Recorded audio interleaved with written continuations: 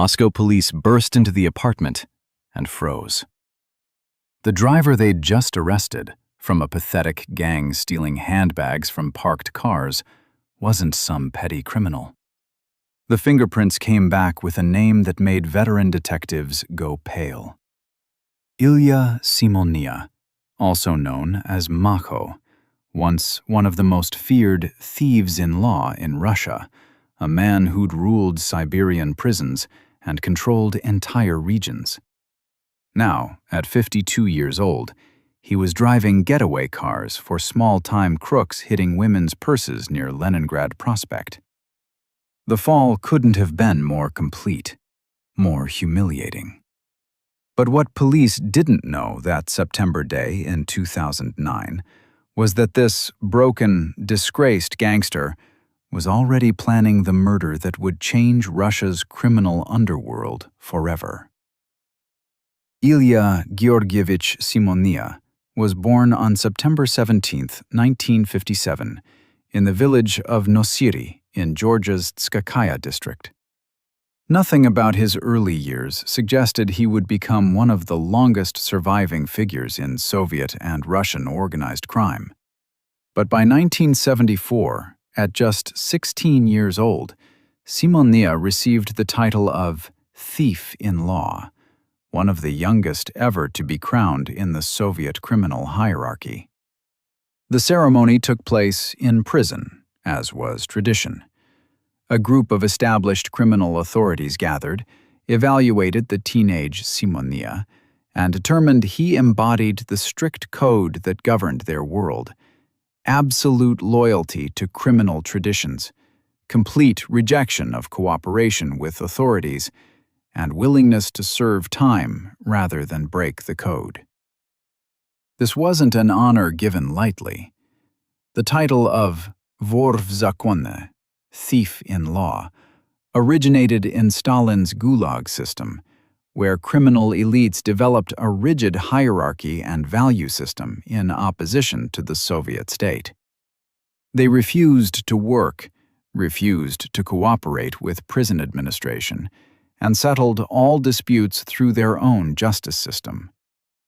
By the 1970s, when Simoniya was crowned, the tradition had evolved but remained brutally exclusive. Young Ilya must have demonstrated exceptional commitment to these principles to receive the title before he could legally vote. His first serious conviction came in 1976, just 2 years after his coronation. At 19, Simoniya was sentenced to 10 years in a strict regime colony for intentional murder. The details of that killing remain unclear in public records, but it established a pattern that would define his life: violence, prison time, and unwavering adherence to the criminal code. According to court documents that surfaced decades later, Simoniya didn't just serve that 10-year sentence quietly. While already behind bars, he was convicted again, this time for bribery and hooliganism within the prison system itself. In 1982, 3 more years were added to his sentence. This might seem counterintuitive, getting in trouble while already imprisoned, but for a thief-in-law, it made perfect sense. The code demanded that criminal authorities never cooperate with prison officials, never take jobs that might benefit the state, and maintain their status through force and influence among other prisoners. Simoniya's additional convictions showed he was living the code fully, even when it cost him years of freedom. Some former operatives later suggested these were deliberate provocations, ways to extend his time in prison where he could consolidate power and settle scores without outside interference. The 1980s brought Simoniya to the Irkutsk region's prison colonies in Siberia, a network of brutal facilities where the Soviet Union's most hardened criminals served their time. It was here, in these freezing concrete compounds east of Lake Baikal, that Ilya Simoniya encountered another thief-in-law who would become his lifelong enemy. Vyacheslav Ivankov, known throughout the criminal world as Yaponchik, Little Japanese. The nickname came from his facial features, and by the 1980s, Ivankov was already building a reputation as one of the most influential criminal authorities in the Soviet Union. The conflict between Makho and Yaponchik began as a dispute over legitimacy and tradition. Both men were thieves in law, both commanded respect among prisoners, and both claimed authority over the Irkutsk region's criminal population. But they represented different factions and different interpretations of the criminal code.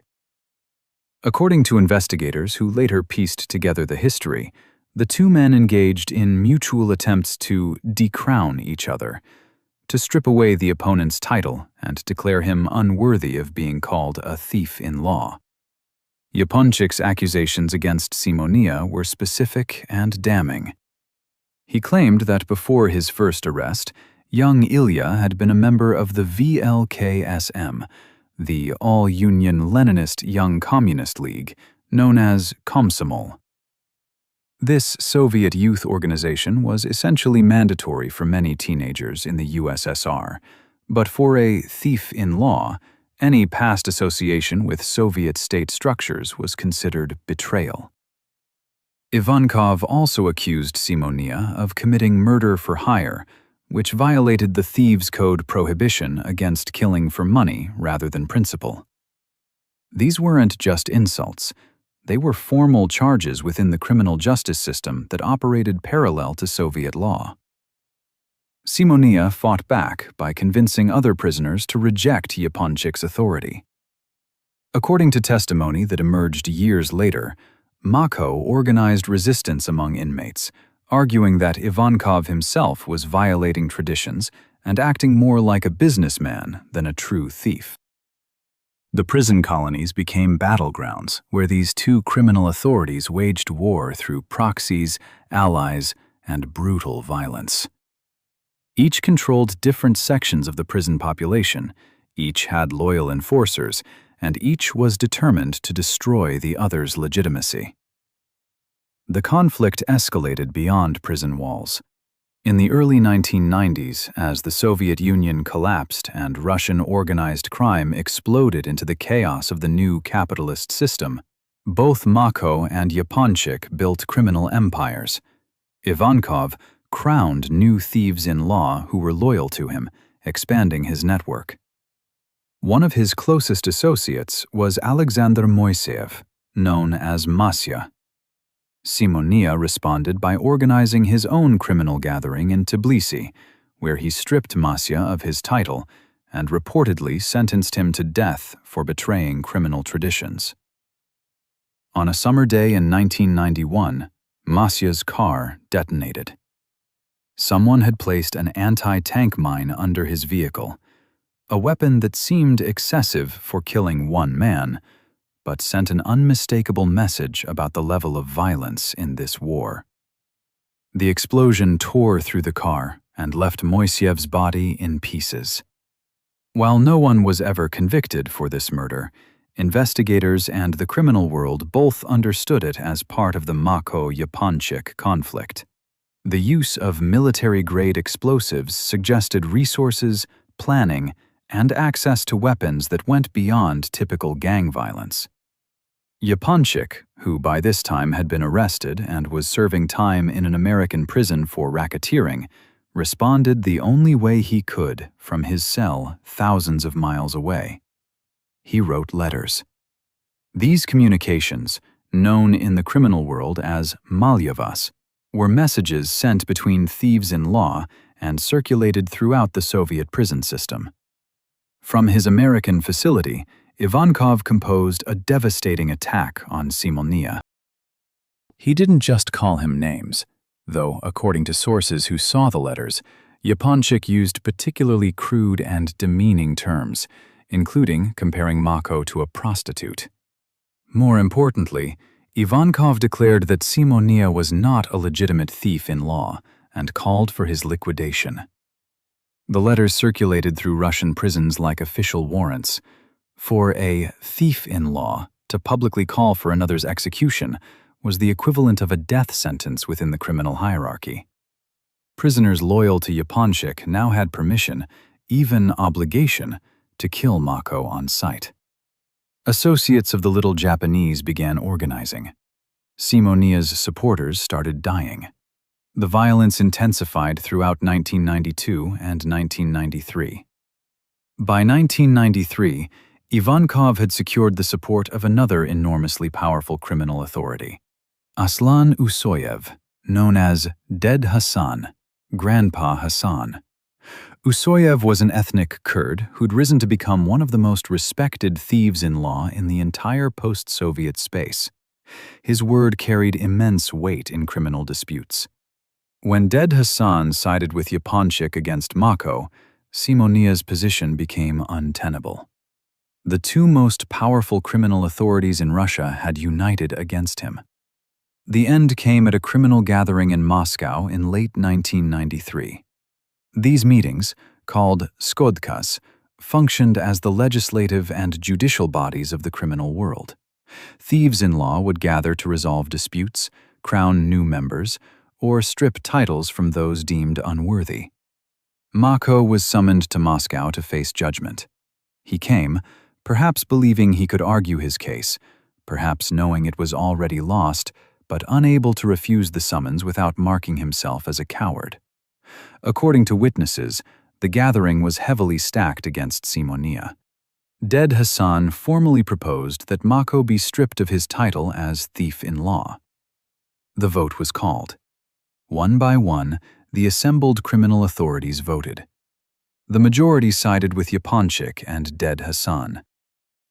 Ilya Simoniya was officially decrowned, no longer a thief-in-law, no longer part of the elite criminal brotherhood he'd joined at age 16. What happened next became legend in the criminal underworld.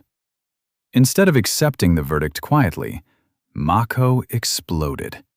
He physically attacked Dead Hasan, one of the most respected and feared men in Russian organized crime. Simoniya threw punches at the elderly authority, screaming that the decision was unjust.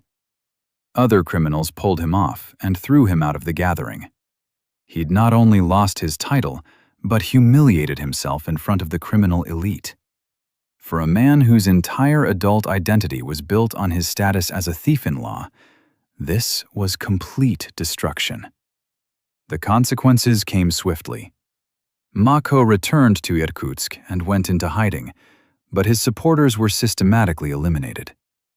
In 1994, Pata Gudashvili, known as Skot Tbilisi, Tbilisi Cattle, one of Simoniya's closest allies and himself a thief-in-law, was gunned down. The execution-style killing sent a message. Anyone still loyal to the decrowned Makho would face the same fate. One by one, Simoniya's network was dismantled through murder and intimidation. Then came an attempt on Makho's own life. Assassins found him and opened fire. The details remain murky, but Simoniya survived despite serious wounds. He spent time recovering from the injuries, knowing that his enemies wouldn't stop until he was dead. The man who'd once controlled criminal operations across the Irkutsk region was now a hunted fugitive in his own territory. According to intelligence reports, Simoniya eventually fled Russia entirely, settling in Italy where he could hide among the expatriate criminal communities there. For the next several years, Ilya Simoniya lived in exile and obscurity.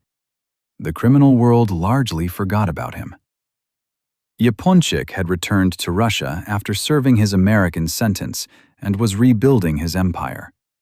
Dead Hasan continued expanding his influence. New thieves-in-law were crowned, new territories divided, new conflicts emerged. Makho had become irrelevant, a cautionary tale about what happened when you challenged the wrong people. A disgraced ex-authority with no power and no prospects. Which makes what happened next so bizarre. In September 2009, Moscow police, conducting a routine operation against a small-time criminal gang, were startled by who they found. The gang specialized in a pathetic crime, stealing handbags from women who left their purses visible in parked cars near the old Moscow airport on Leningrad Prospect. They'd cruise around in a cherry-red Opel Vectra, spot an unattended bag through a car window, smash the glass, grab it, and drive off. It was petty, stupid crime, the kind of thing desperate drug addicts did for quick cash.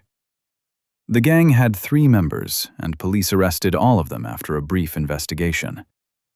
During interrogation and fingerprint processing, the identity of one gang member made officers double-check their databases.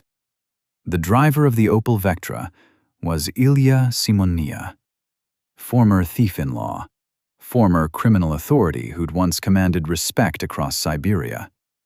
Now he was 52 years old, working as a getaway driver for handbag thieves, executing crimes so minor that police usually didn't even bother investigating them seriously. For those who knew Makho's history, this was the ultimate degradation.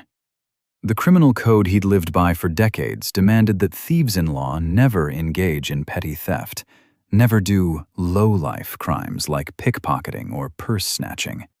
These activities were beneath the dignity of a criminal authority. Yet here was Simoniya, stripped of his title years earlier, so desperate or broken that he'd violated even these basic standards. The man who'd battled Yaponchik in Siberian prisons, who'd ordered murders and commanded loyalty from hundreds of criminals, was now stealing women's handbags in Moscow. Some investigators later theorized this wasn't quite what it seemed. They noted that experienced criminals sometimes engineered their own arrests when they needed to get into prison for specific purposes, to settle scores with other inmates, to organize crimes from inside, to avoid enemies on the outside, or simply to hide.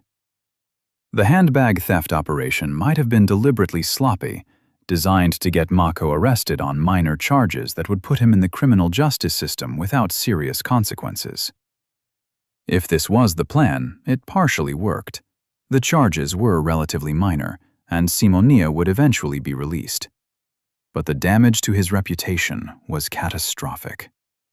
Word spread through the criminal underworld that the former thief-in-law Makho had been caught driving for purse thieves.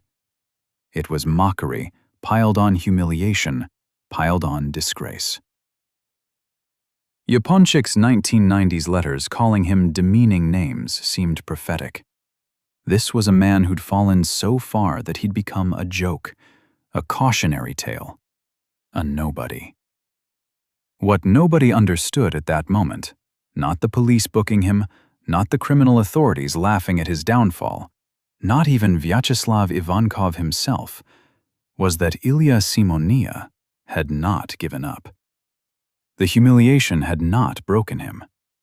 The years in exile had not crushed his spirit. Instead, something else had happened during those years of disgrace and hiding. Makho had been planning. He'd been watching. He'd been waiting. And he'd been nursing a hatred that would soon explode into one of the most meticulously planned assassinations in Russian criminal history. The planning began in April 2009, just months before that humiliating arrest for handbag theft. According to the prosecution case built over a decade of investigation, Ilya Simoniya had returned to Russia from Italy with a specific purpose: to kill Vyacheslav Ivankov. But Makho had a problem that would have stopped most people. He was broke. Years in exile, stripped of his criminal network, cut off from revenue streams that once made him wealthy, Simoniya had no money to finance an assassination of one of Russia's most protected crime bosses. This is where the story gets murky, sliding into the shadowy world of criminal alliances and unspoken debts. Investigators later alleged that 2 powerful thieves-in-law, Merab Jangveladze and Tariel Oniani, made Simoniya an offer. They would provide financial backing for killing Yaponchik. In return, they would support Makho's restoration as a thief-in-law, returning the title that had been stripped from him 16 years earlier. The proposition was elegant in its cruelty. Wash away your disgrace in your enemy's blood, and we'll crown you again. Whether this arrangement actually existed remains disputed. Simoniya never admitted it, and the 2 alleged backers denied involvement. But the financial question remains. Where did an exiled, impoverished ex-criminal authority get the money to organize a professional hit? Someone funded the operation. Someone wanted Yaponchik dead. And someone believed that Makho, despite all his failures and humiliations, was still capable of organizing murder. In April 2009, Simoniya began recruiting. He needed people he could trust, people desperate or loyal enough to participate in killing one of Russia's most notorious gangsters. The team he assembled came from the same Caucasian criminal networks that had sustained him through years of conflict. 5 men would eventually be charged: Kaka Gazayev, Murtaz Shadanya, Jambul Janashia, Nugzar Papava, and Astamur Butba. Court documents describe Shadanya as a close associate of Simoniya who had helped him acquire weapons in the past. These weren't random hired killers. They were people connected to Makho through years of criminal relationships. The operation that unfolded over the next 4 months demonstrated a level of professionalism that contradicted Simoniya's recent image as a broken has-been. This wasn't a spontaneous shooting or a crude ambush. It was surveillance, intelligence gathering, and tactical planning executed with patience and precision. The team began by identifying Yaponchik's primary residence, a mansion in the elite village of Usovo on the Rublevka, the ultra-wealthy corridor northwest of Moscow, where Russia's richest and most powerful maintained estates behind high walls and private security. For nearly 4 months, from April through July, the surveillance team tracked Ivankov's movements. They documented when he left his compound, which routes he took, where he went, who accompanied him. They identified his security detail. Yaponchik traveled with bodyguards, as any sensible crime boss would. They noted his patterns, his habits, his vulnerabilities. This required dedication. Day after day, someone had to be watching, recording, building a profile of the target's life. The surveillance revealed that Ivankov frequently visited a restaurant called Thai Elephant on Horoshevskoye Highway in northern Moscow. This became the focus. Unlike his heavily fortified home, the restaurant was a public space. Unlike his armored vehicles in transit, the moments entering or exiting a building created exposure. The team studied the restaurant's location, the street layout, sightlines, escape routes. They needed a shooting position that provided both a clear shot and a quick exit. The weapon of choice was a Dragunov sniper rifle, the SVD, a semi-automatic designated marksman rifle that had been standard issue in the Soviet military. Accurate up to 800 meters with a telescopic sight, the Dragunov could kill from a distance that made immediate retaliation impossible. Acquiring one in post-Soviet Russia wasn't particularly difficult for connected criminals. Weapons from military stockpiles had flooded the black market during the chaotic 1990s. According to prosecution evidence, Shadanya and Gazayev handled the weapons acquisition, obtaining not just the rifle, but ammunition and the other equipment needed for a mobile shooting platform. That platform would be a Gazelle van, a ubiquitous Russian commercial vehicle, the kind used for deliveries across the country. Completely unremarkable, easy to blend into traffic. But the back cargo area could be modified into a sniper's hide. A shooter could lie prone in the enclosed bed, the rifle steadied, waiting for the target to appear. After the shot, the van could drive away before witnesses even understood what had happened. It was elegant in a brutal, practical way. The team also acquired mobile phones for coordination. In 2009, cellular technology in Russia was sophisticated enough for real-time communication, but not yet universally tracked the way it would be in later years. The phones allowed the scattered team members to update each other on Yaponchik's location and movements, functioning as a primitive but effective command and control network. When the target arrived at the restaurant, everyone would know. When he was about to leave, the shooter would be ready. July 28, 2009 arrived warm and clear. Vyacheslav Ivankov, 69 years old, was at the height of his power and influence.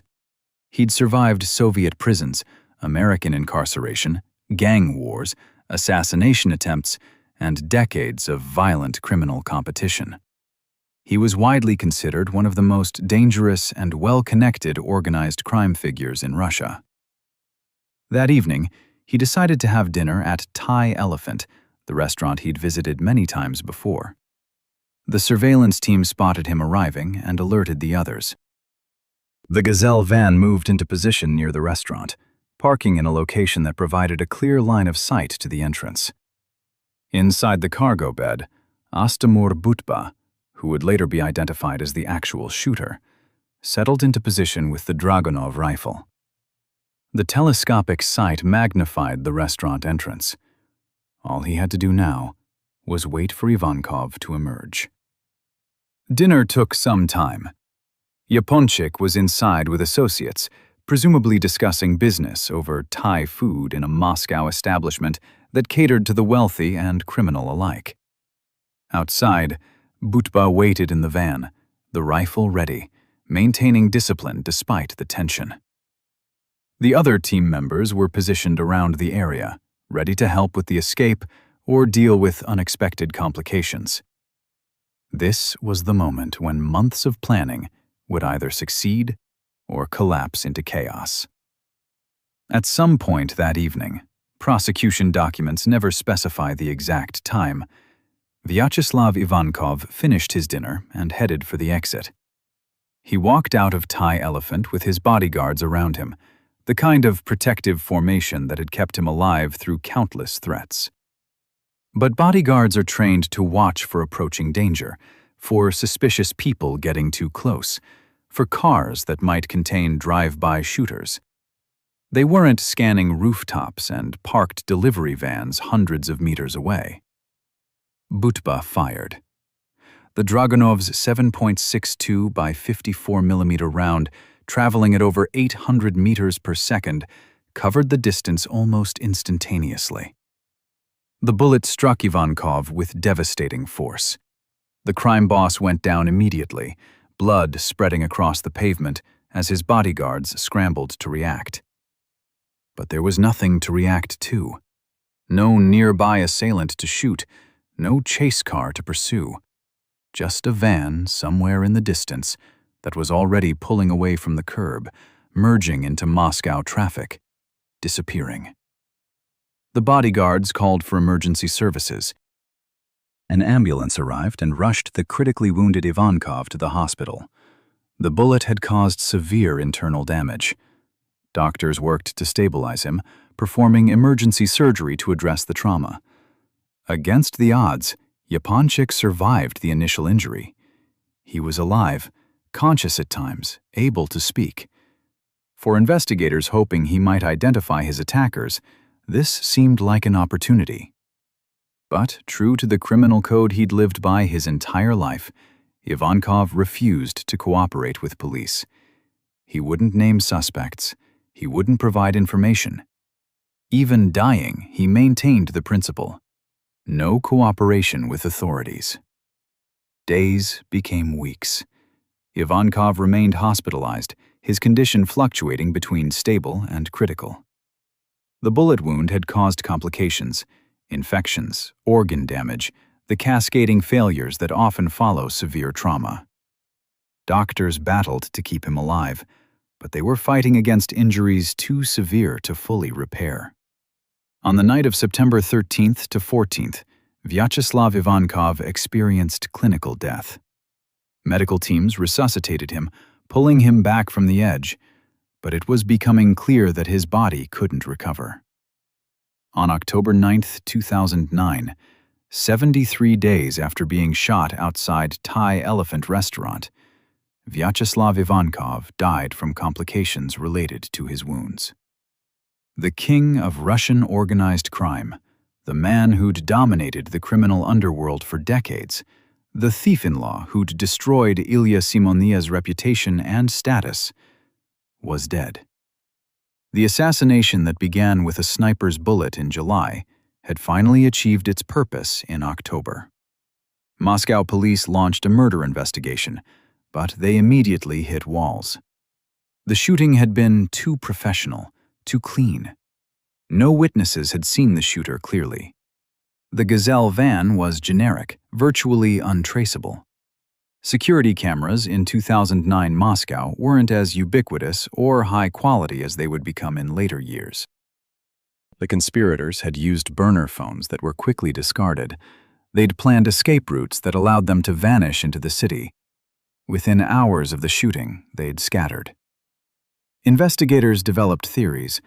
They looked at Yaponchik's many enemies, and there were dozens. He'd been involved in conflicts with other criminal authorities, in disputes over territory and money, in the violent chaos of 1990s gang wars. Any number of people might have wanted him dead. Some investigators focused on Ivankov's conflict with another powerful thief-in-law, Aslan Usoyev, dead Hasan. The two had been allies when they destroyed Makho in 1993, but by 2009, relationships in the criminal world had shifted. Perhaps this was a hit ordered by dead Hasan's faction? The name Ilya Simoniya did come up during the investigation. The old conflict between Makho and Yaponchik was well known to police who specialized in organized crime. But Simoniya seemed like an unlikely suspect. He was a broken man, a disgraced ex-authority who'd been arrested driving for purse thieves just weeks after the shooting. He had no obvious resources, no apparent network capable of organizing such a professional hit. And he'd been arrested in Moscow after the shooting. Would a guilty man stick around for a petty crime arrest? It seemed illogical. So the investigation stalled. Months passed, then years. The case remained officially open, but effectively cold. Moscow police simply didn't have the evidence to charge anyone. The murder of Vyacheslav Ivankov joined the long list of Russian gangland killings that would never be solved. Crimes committed by professional criminals who knew how to avoid leaving evidence, protected by a code of silence that extended even to dying victims who refused to cooperate with police. Ilya Simoniya, meanwhile, continued his pattern of arrests and releases on relatively minor charges. In 2012, he was detained in Kyrgyzstan's capital, Bishkek. He'd been living there under a false name, Aliyev, and had somehow obtained Kyrgyz citizenship and a passport without going through proper legal procedures. The arrest was for document fraud, not violence.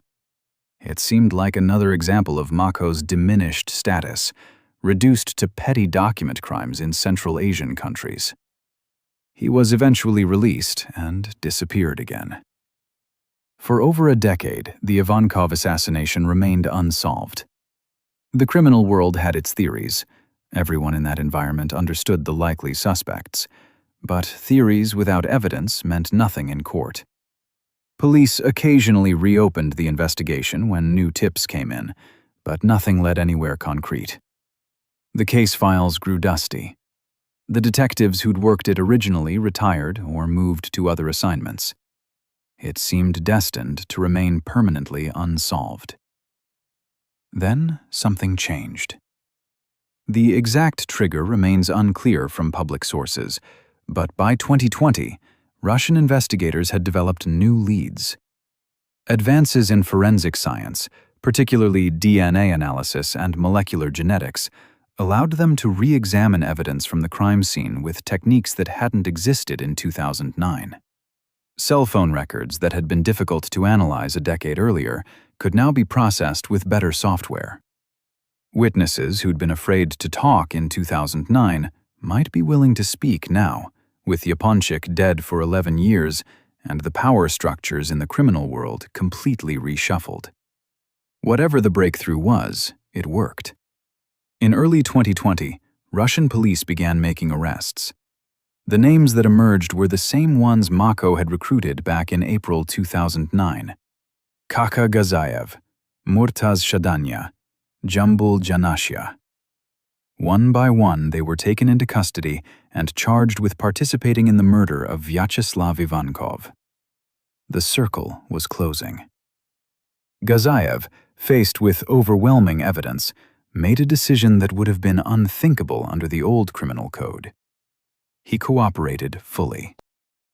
He admitted his role in the surveillance operation, in acquiring weapons, in supporting the assassination plot. In exchange for his cooperation, prosecutors agreed to recommend a lighter sentence. In 2021, Kaka Gazayev was sentenced to 14 years in a strict regime colony, a significant punishment, but less than he might have received without cooperation. Murtaz Shadanya, the man described as Simoniya's close associate who'd helped procure the sniper rifle, refused to cooperate, but was convicted based on evidence. He received 16 years.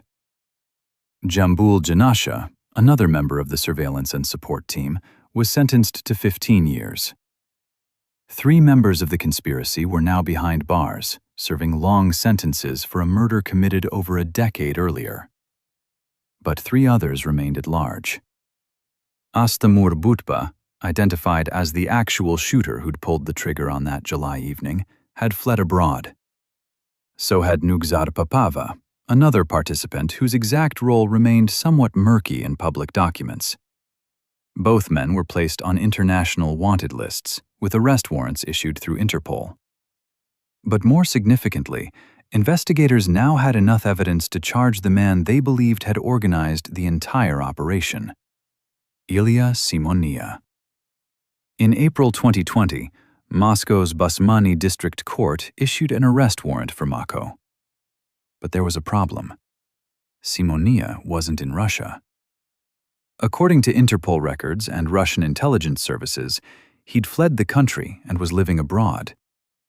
The court proceedings moved forward anyway, using a legal mechanism called trial in absentia, zaochnoye razbiratelstvo, where a defendant can be tried, convicted, and sentenced even when they're not physically present. It's a controversial practice, criticized by human rights organizations, but legal under Russian criminal procedure for certain serious crimes when the defendant is deliberately avoiding justice. On April 21, 2020, the Basmany court formally arrested Ilya Simoniya in absentia for 2 months, pending his potential extradition or arrest on Russian territory. He was charged under Article 105, murder, and Article 222, illegal trafficking in weapons, of the Russian Criminal Code. The arrest warrant was sent to Interpol, making Simoniya an internationally wanted fugitive. The hunt for the man who allegedly ordered Yaponchik's death was now official, public, and global. But where was he? Intelligence reports filtering through Russian law enforcement gave an answer: Turkey. Specifically, the Mediterranean resort city of Antalya. According to National Central Bureau of Interpol at Russia's Ministry of Internal Affairs, Ilya Simoniya had entered Turkey on January 11, 2020, just months before the arrest warrant was issued. He'd settled into the city's expatriate criminal community, reportedly associating with other thieves-in-law who'd made Turkey their refuge from Russian and international law enforcement. Turkish authorities were informed. Russia sent formal extradition requests through the proper diplomatic and legal channels. And then, nothing happened. Turkey didn't respond to the requests. Turkish police, who reportedly knew exactly where Simoniya was living, made no moves to arrest him. Russia sent more requests. Still nothing. The silence from Ankara was deafening and deliberate. Antalya had become a haven for wanted criminals from across the former Soviet Union, a sunny Mediterranean refuge where Russian gangsters could live openly despite international warrants. Turkish authorities had developed a reputation for closing their eyes to fugitives from Russia, particularly those from the Caucasus region who had ethnic and cultural connections to communities within Turkey. Whether this was official policy, corruption, or political calculation regarding Turkey's complex relationship with Russia, the result was the same. Simoniya was safe. The trial continued without him. Russian prosecutors built their case using the testimony of the arrested conspirators, forensic evidence, phone records, and witness statements. The prosecution's theory was straightforward. In April 2009, Ilya Simoniya, motivated by personal hatred and possibly promised restoration of his criminal status, organized the murder of Vyacheslav Ivankov as revenge for his 1993 humiliation. He recruited 5 men, provided them with money and direction, and orchestrated the months-long surveillance operation that culminated in the July 28th sniper attack. 3 of the participants were now in custody. 2 others, including the shooter, had fled abroad. And Simoniya himself was in Turkey, beyond Russian law's reach. The absurdity of trying an absent defendant became clear during the court proceedings. Simoniya's lawyer, appointed by the court since he couldn't retain his own counsel while in hiding, went through the motions of a defense without any actual client contact. The lawyer had never met Simoniya, never received instructions from him, had no real ability to mount a meaningful defense. It was legal theater, satisfying procedural requirements while everyone involved understood the futility. But the trial served other purposes. It publicly documented the state's case against Simoniya. It provided a measure of closure for Ivankov's family. And it sent a message to the criminal underworld. Eventually, even after a decade, Russian law enforcement could piece together what happened and hold people accountable, even if that accountability was limited to those unlucky or loyal enough to remain in Russia. The investigation had taken 11 years. 3 conspirators were in prison, 2 were international fugitives, and the alleged mastermind was living openly in a Turkish resort town, untouchable and unbothered, waiting to see if the Russian legal system would complete its slow-motion pursuit of justice. On January 15, 2025, Moscow City Court delivered its verdict. Judge presiding, prosecutors present, Simoniya's court-appointed attorney, Margarita Kharieva, in attendance, and a representative from Vyacheslav Ivankov's family watching. Everyone except the defendant himself. The courtroom rendered judgment on a ghost. Ilya Simoniya was found guilty of murder committed by an organized group for hire, combined with racketeering, extortion, and banditry under Part 2, Article 105 of the Russian Criminal Code. The sentence: 21 years in a strict regime correctional colony. The number broke down in a peculiar way. For the organization of Ivankov's murder, the court imposed 19 years. But Simoniya had an outstanding conviction for drug-related offenses from years earlier, with unserved time remaining. Adding that sentence to the new one brought the total to 21 years. The prosecution had requested 24.5 years, hoping for a harsher penalty. But the judge apparently felt 21 years was sufficient for a 67-year-old man who would likely die in prison if ever actually incarcerated. There was a wrinkle regarding weapons charges. The original indictment included Article 222, illegal acquisition, storage, transportation, and carrying of firearms. This related to the Dragunov rifle and ammunition used in the assassination.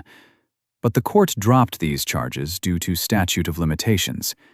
16 years had passed since 2009, and Russian law sets a 15-year maximum for prosecuting certain weapons offenses.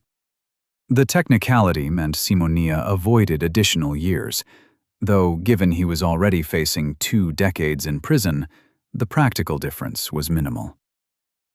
After the verdict, attorney Kharieva told reporters she would definitely appeal the sentence because her client has not admitted guilt. This was almost comical, given that Kharieva had never actually spoken to her client, who was somewhere in Turkey, and had no real instructions from him regarding defense strategy. But the statement fulfilled procedural requirements and maintained the legal fiction that Simoniya was receiving adequate representation. The lawyer for Ivankov's family, Sergei Kotelevsky, expressed complete satisfaction with the sentence handed down. For the victims' relatives, this represented justice, even if delayed and incomplete. Yaponchik's family had waited 15.5 years for someone to be held accountable for the murder. 3 lower-level participants were in prison, and now the alleged organizer had been convicted and sentenced, even if he'd never actually served the time. It was better than nothing. True to her word, Khurieva filed an appeal on February 4, 2025. The case moved to the first appellate court of general jurisdiction, where it would be reviewed by a panel of judges examining whether proper procedures had been followed and whether the evidence supported the conviction. Appeals in Russian criminal cases rarely overturn convictions, especially in high-profile organized crime cases, where the state has invested significant resources. But the process had to unfold. On March 28, 2025, the appellate court rendered its decision. The conviction and sentence were upheld as lawful and justified. The 21-year prison term became final and enforceable. Somewhere in Turkey, Ilya Simoniya now had a legally binding criminal conviction that would follow him for the rest of his life, assuming he ever ended up somewhere that Russian law could touch him, which seemed increasingly unlikely. Because here's what makes this story truly remarkable. While the Russian legal system was slowly grinding toward Simoniya's conviction, something else had happened in the criminal underworld that completely transformed Makho's status. In autumn 2019, representatives from the Sukhumi criminal clan, one of the most powerful thieves in law organizations operating across the former Soviet Union, became interested in Ilya Simoniya's situation. They contacted other criminal authorities and proposed something unprecedented, restoring Makho's status as a thief in law, reversing the 1993 decrowing that had destroyed his reputation. The timing was significant. Everyone who'd participated in stripping Simoniya of his title was either dead or imprisoned. Vyacheslav Ivankov had died from his sniper wounds in 2009. Aslan Usoyev, dead Hasan, had been assassinated in 2013, shot multiple times in Moscow in a killing that also remains officially unsolved. Shakro Molodoy, another powerful authority who'd sided against Makho, was sentenced to 9 years and 10 months in strict regime colony in 2018 for extortion and racketeering. The entire power structure that had voted to decrown Simoniya no longer existed. The Sukhumi clan organized a new criminal gathering and contacted everyone who had any connection to the 1993 decision. Phone calls went out across the criminal network, reaching thieves in law in prison and on the outside, asking for their position on restoring Makho. This time, the responses were different. With Yaponchik and dead Hasan dead, with the political landscape of the criminal world completely changed, nobody wanted to oppose the Sukhumi clan's proposal. Almost nobody. One voice objected: Badri Koguashvili, known as Kutaisky, who'd inherited some of Shakro Molodoy's Moscow criminal interests. Kutaisky argued against restoring Simoniya, perhaps out of genuine principle, or perhaps to maintain some continuity with the old decisions. But his objection was ignored by the majority. The vote went overwhelmingly in Makho's favor. After 26 years of disgrace, Ilya Simoniya was formally restored as a thief in law. The restoration was remarkable for several reasons. First, it almost never happened. The thieves-in-law tradition held that decrowing was essentially permanent. Once stripped of the title, you were finished. There were very few historical examples of restored authorities, and those cases usually involved procedural irregularities in the original decrowing. Simoniya's case was different. He'd been legitimately voted out by a proper criminal gathering. But the death of everyone who'd participated in that gathering apparently created an opening for revisionist history. Second, The restoration came while Simoniya was under investigation for organizing Yaponchik's murder. The criminal world knew what Russian prosecutors were building. Everyone understood that Makho was likely responsible for killing the man who'd destroyed his status. And yet, or perhaps because of this, the Sukhumi clan backed him. The message was clear. Revenge against someone who'd humiliated you wasn't just acceptable, it was respected, especially if you succeeded in killing one of the most powerful criminals in Russia. Third, the restoration gave Simoniya something that had been taken from him: legitimacy within the criminal hierarchy. For a man whose entire adult identity was built on being a thief in law, whose disgrace had reduced him to driving for handbag thieves, the restoration was psychological redemption. He was once again Ilya Simoniya, vor v zakone, not Makho, the broken ex-authority. But there's a darker pattern worth examining, one that investigators noted but could never prove. Look at what happened to everyone who opposed or threatened Ilya Simoniya over the decades. Alexander Moiseev, Mafia, blown apart by an anti-tank mine in 1991. Never solved. Beata Gudashvili, Scott Tbilisi, executed in 1994 after remaining loyal to Simoniya. This one actually harmed Makho's allies, but it eliminated a witness to various events. Vyacheslav Ivankov, Yaponchik, shot by sniper in 2009, died October of that year. Simoniya, now convicted of organizing this. Aslan Usoyev, dead Hasan, assassinated in 2013, gunned down outside a Moscow restaurant. Officially unsolved, though various theories exist about Georgian criminal clan conflicts. Zakhary Kalashov, Shakro Molodoy, arrested in 2016, convicted in 2018, sentenced to nearly a decade in prison. The pattern is obvious but unprovable. Simoniya could be directly linked only to Yaponchik's death, and even that took 11 years of investigation to establish. The other deaths and imprisonments could be coincidences, the natural violence and legal consequences that affect everyone in organized crime eventually. Or they could represent a decades-long campaign of patient revenge carried out by a man who understood that survival and victory belonged to whoever outlasted their enemies. Some former law enforcement officers who tracked organized crime for years have privately stated their belief that Makho was more dangerous than his reputation suggested. Not because he was physically imposing or personally violent, though he certainly could be, but because he was patient, calculating, and willing to wait years for the right moment to strike. The humiliation of 1993 didn't break him. It taught him to be more careful, more methodical, more ruthless. Consider, between 1993 and 2009, Simoniya appeared to accept his diminished status. He lived quietly, committed small crimes, seemed broken. Then, the moment he acquired resources and opportunity, he organized a professional assassination of the man who'd destroyed him. Between 2009 and 2019, while wanted for that murder, he maintained a low profile, avoided capture, and positioned himself for restoration.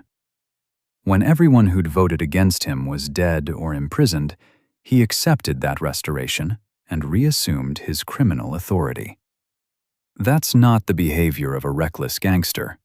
It's strategic thinking over a 30-year timeline. Meanwhile, Turkish authorities continued ignoring Russian extradition requests.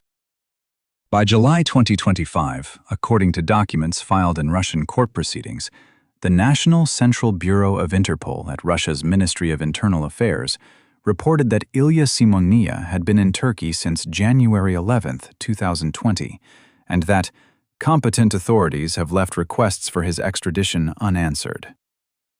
This wasn't bureaucratic delay or lost paperwork. Turkey was deliberately refusing to engage with Russian requests. Why would Turkey protect a Russian gangster? The answer involves geopolitics, ethnic considerations, and strategic calculations. Antalya and other Turkish cities hosted significant populations of expatriates from the Caucasus: Georgians, Armenians, Azerbaijanis, Chechens, and others who'd fled various conflicts or legal problems in their home countries. Many had ethnic or cultural connections to communities within Turkey itself.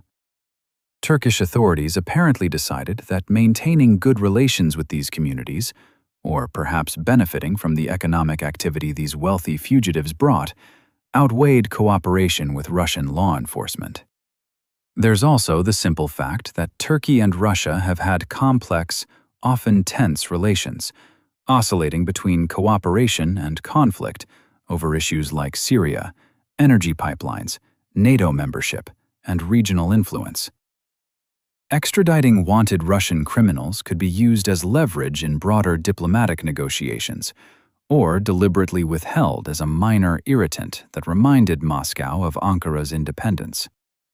Either way, Simoniya benefited from being caught in the middle of great power politics. Reports from criminal intelligence sources, relayed through Russian media, painted a picture of Simoniya's life in Antalya. He'd settled into the city's expatriate criminal community, associating with other thieves-in-law who'd made Turkey their base.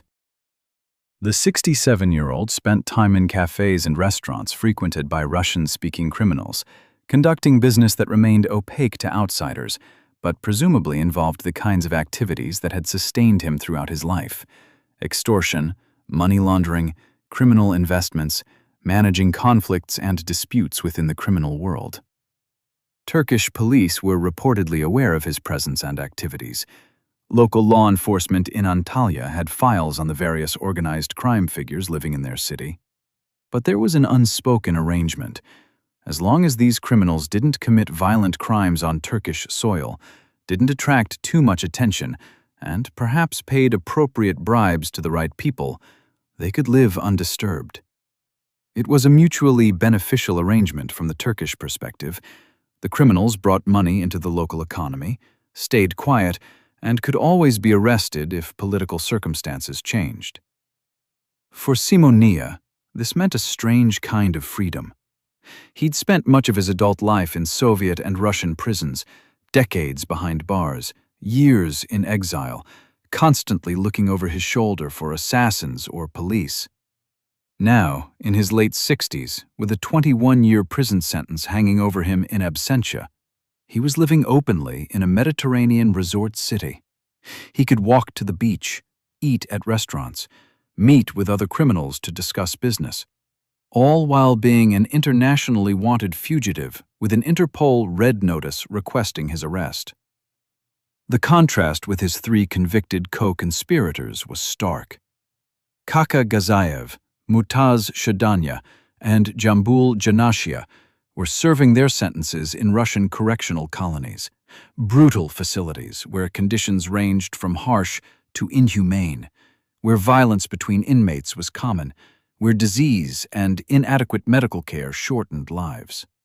They'd participated in the same conspiracy as Simoniya, followed his orders, helped execute his revenge. But they'd made the mistake of being catchable, of having ties to Russia that prevented them from fleeing abroad, or simply lacking the resources and connections to establish themselves in a safe foreign haven. The 2 other fugitives, Astamor Butba, the shooter, and Nuksar Papava, were presumably living similar lives somewhere beyond Russian jurisdiction. Their exact locations remained unknown to the public, though Russian intelligence services likely had theories. But like Simoniya, they'd successfully escaped the consequences of their actions, at least in terms of actual imprisonment. The absurdity of the situation became even clearer in October 2025, when RIA Novosti obtained and published excerpts from witness testimony in the case. One witness, whose identity was protected, stated, "I know Simoniya, who from adolescence was involved in criminal activity, had the criminal nickname Makho, and predominantly stayed in prisons. The testimony painted a picture of a man who'd spent his entire life in the criminal world, cycling between imprisonment and criminal activity, never attempting legitimate existence. And yet, this career criminal, now convicted of organizing one of Russia's most notorious mob hits, was living comfortably in Turkey while the Russian state impotently demanded his return. There's something almost philosophical about Ilya Simoniya's story when you step back from the violence and criminality. He was crowned a thief in law at 16 years old in 1974, during the Soviet era when that tradition was at its strongest. He lived through the entire collapse of the USSR, survived the anarchic violence of the 1990s when criminal groups battled for control of the new capitalist Russia, endured the Putin-era's crackdown on organized crime, and outlasted virtually every major criminal authority of his generation. Yaponchik, dead. Ded Hasan, dead. Shakro Molodoy, imprisoned. Countless others killed in gang wars or arrested and sent to colonies where they died of old age or prison violence. But Makho survived. Through imprisonment, assassination attempts, decrowing, humiliation, poverty, exile, and finally international manhunt status, he survived. And in surviving, he achieved a kind of victory. He got his revenge on the man who'd destroyed him. He regained his criminal status. He found a place where Russian law couldn't reach him. At an age when most men are retired, dealing with health problems and diminished capacity, Simoniya was still playing the same game he'd started at 16, still operating in the criminal world that had defined his entire existence. There's no romanticizing this. Simoniya's life represents decades of violence, exploitation, and parasitic existence. The criminal code he followed wasn't some noble alternative value system. It was a framework for organized predation on society. The people he killed, or ordered killed, were human beings, regardless of whether they were also criminals. The years he spent in prison were consequences of harmful actions, not political persecution. His survival doesn't make him admirable. It makes him dangerous and lucky. But from a purely analytical perspective, his trajectory illustrates something about how organized crime actually works versus the Hollywood versions. Real criminals aren't glamorous. They spend years in prison. They get humiliated, beaten, reduced to nothing. Many die young or end up broken. But a tiny percentage, the smartest, most ruthless, most patient ones, find ways to survive decade after decade. They adapt to changing circumstances. They make strategic alliances. They know when to fight and when to hide. They outlast their enemies through simple longevity. Simoniya's restoration as a thief-in-law in 2019 proved this point. He didn't defeat his enemies through superior force or brilliant tactics. He just waited for them to die or get imprisoned, then stepped back into the vacuum they left behind. 26 years of patience, of maintaining criminal connections even while disgraced, of staying alive when so many others died. That patience paid off in the form of restored status and newfound protection from more powerful criminal factions who saw value in backing him. The 2025 trial and conviction, viewed through this lens, almost seem beside the point. Yes, the Russian state successfully documented his role in Yaponchik's murder. Yes, they sentenced him to 21 years. Yes, they went through all the proper legal procedures for an in absentia conviction. But none of that actually touched Simoniya. He wasn't in the courtroom. He won't serve the sentence. The conviction is a symbolic victory for prosecutors, but a practical nullity for everyone else. Russian authorities could theoretically still hope for Simoniya's capture. Political situations change. Turkey's relationship with Russia could shift in ways that make extradition suddenly expedient. Simoniya could make a mistake, travel to a country with a different extradition posture, get caught up in some unrelated legal matter that makes him vulnerable. At 67, his health could deteriorate enough that he needs medical treatment only available in countries where Russia could arrest him. The Interpol Red Notice remains active, meaning any country's police could technically detain him on site. But realistically, Ilya Simoniya will almost certainly die free.